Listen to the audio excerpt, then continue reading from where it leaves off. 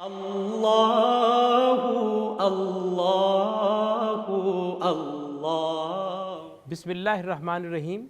قرآن اردو کے ساتھ ڈاکٹر علی عمران حاضر ہے۔ ناظرین، آج میں آپ کو علامتی طریقہ تدریس کی مدد سے سورہ ناس کا ابتدائی ترجمہ کرنا سکھاؤں گا۔ دیکھیں، سب سے پہلے لفظ قل ہے۔ قل میں اردو مفہوم قول یعنی کہنا ہے۔ پھر اردو میں ہم تعویذ کا لفظ بولتے ہیں جس میں بنیادی فہم پناہ ہے، اس لیے اعوذ میں بنیادی فہم پناہ ہوگا۔ اس کے بعد پھر لفظ رب ہے جو اسی شکل میں اردو میں بھی موجود ہے۔ اس کے بعد الناس ہے جیسے عوام الناس۔ پھر لفظ ملک ہے جو اردو میں بادشاہ کا فہم رکھتا ہے۔ اس کے بعد ہم کلمے میں لا الہ پڑھتے ہیں۔ حرف من کا ترجمہ ہوگا سے، جیسے اردو لفظ من جانب، جانب سے۔ پھر شر اردو میں موجود ہے جیسے شرارتی۔ پھر الوسواس میں اردو لفظ وسوسہ ڈالنے والا ہے۔ ہم کہتے ہیں کہ اس کے دماغ میں خناس سما گیا ہے یعنی شیطان۔ پھر حرف الذی کا ترجمہ ہوگا جو، اور حرف فی کا ترجمہ ہوگا میں، جیسے فی الحقیقت، حقیقت میں۔ سینے کو جسم میں آگے ہونے کی وجہ سے صدر کہتے ہیں جس کی جمع صدور ہے۔ پھر لفظ الجنہ جمع ہے جن کی، یعنی نظر نہ آنے والی مخلوق۔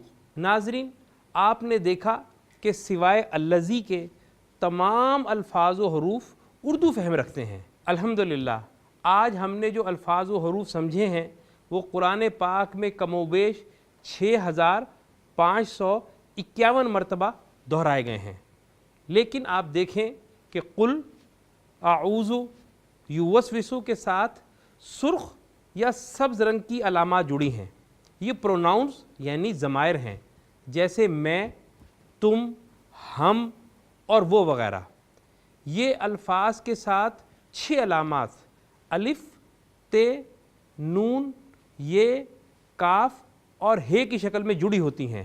میں نے پہلی 4 علامات الف، ت، نون اور یہ کو جوڑ کر ایک سبق بنایا ہے اتنی۔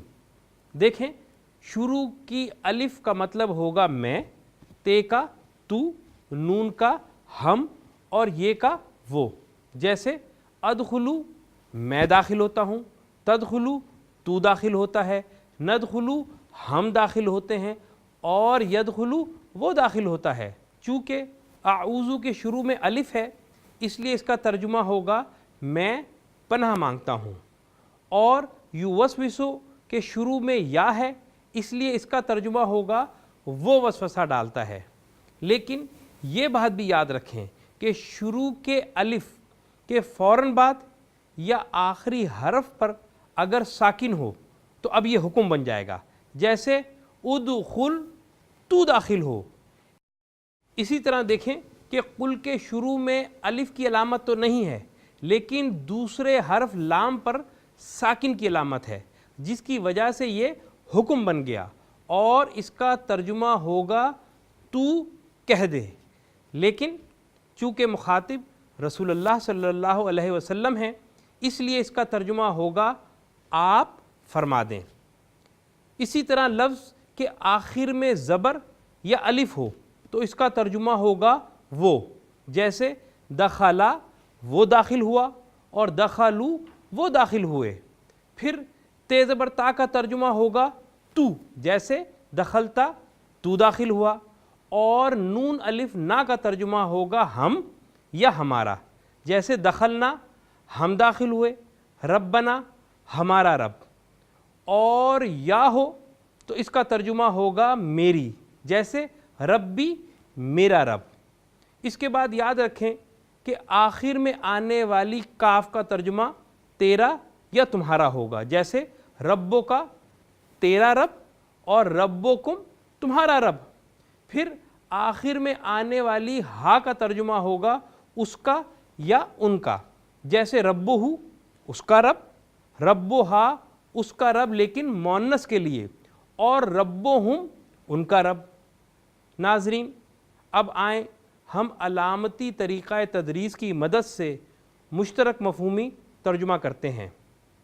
آپ فرما دیں کہ میں پناہ مانگتا ہوں انسانوں کے رب کی، انسانوں کے ملک کی، انسانوں کے الہ کی، وسوسہ انداز کے شر سے جو خناس ہے، وہ جو انسانوں کے صدور میں وسوسہ ڈالتا ہے، جنات اور انسانوں میں سے۔ اعوذ باللہ من الشیطان الرجیم، بسم اللہ الرحمن الرحیم، قل اعوذ برب الناس، ملک الناس، الہ الناس، من شر الوسواس الخناس،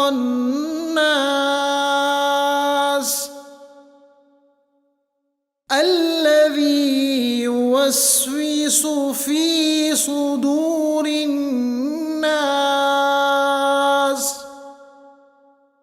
من الجنة والناس۔